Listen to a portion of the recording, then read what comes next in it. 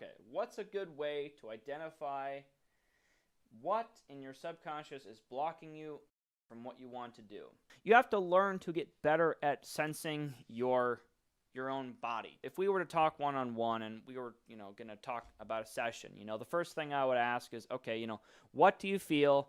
Then how do you feel it in your body, physically? How do you feel it in your body? And then how would you rather feel? These are the kinds of questions I would ask clients. When do you get triggered? When do you not get triggered? What circumstances cause you to get triggered more often than not? For example, if someone was having trouble, I don't know, if they're a salesman or something like that, and they're having trouble closing sales, I'll ask them about the whole sales process. Okay, do you have trouble just finding clients to sell to? No, I can do that. Okay, so then we move to, okay, do you have trouble just calling them? No, I can call them. Do you have trouble, talking to them on the phone? No, I can do that. Okay, but do you have trouble closing them specifically? Yeah, okay.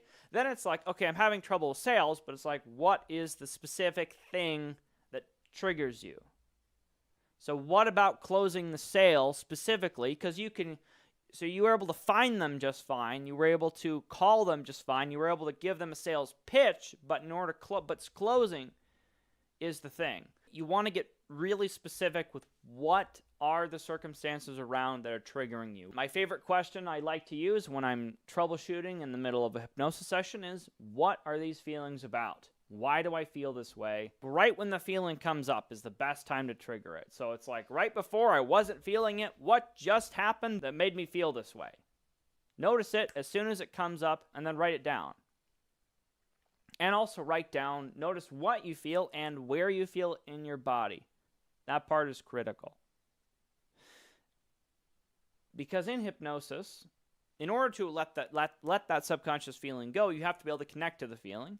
And to connect to it, you have to feel it. There's a reason we use that word feel, is because a feeling is physical. The best ways to identify these things are, right when you get triggered.